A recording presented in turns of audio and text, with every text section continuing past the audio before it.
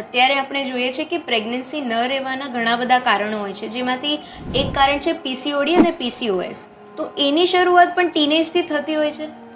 હા, થઈ શકે, કોઈ પણ ઉંમરે થઈ શકે, પરંતુ ટીનેજમાં હમણાંથી વધારે જોવા મળે છે. અને એનું કારણ અમે જે હવે ઓબ્ઝર્વ કરી રહ્યા છીએ કે આપણે એવું જોઈએ છે કે છોકરીઓને છે ને છોકરા જેવું બનવું છે.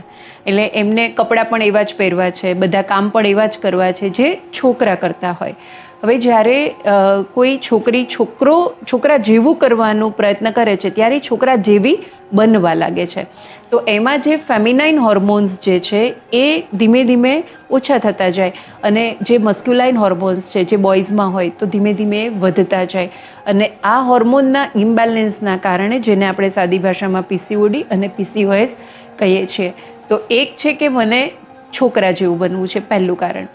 બીજું કે જ્યારે એ દીકરી પોતાના પીરિયડ્સને રેઝિસ્ટ કરતી હોય વારંવાર, કેવું થાય, ધારો કે કોઈ દીકરી ડાન્સ કોમ્પિટિશનમાં રહી છે અને બરાબર એ જ ટાઈમે એના પીરિયડ્સ આવી જાય, એટલે એનો મનોભાવ કેવો હોય, અરે યાર મારા પીરિયડ્સ આવી ગયા અને એના કારણે મને હવે આવું થશે રાઈટ. તો એણે શું કર્યું, પીરિયડ્સને રેઝિસ્ટ કર્યું.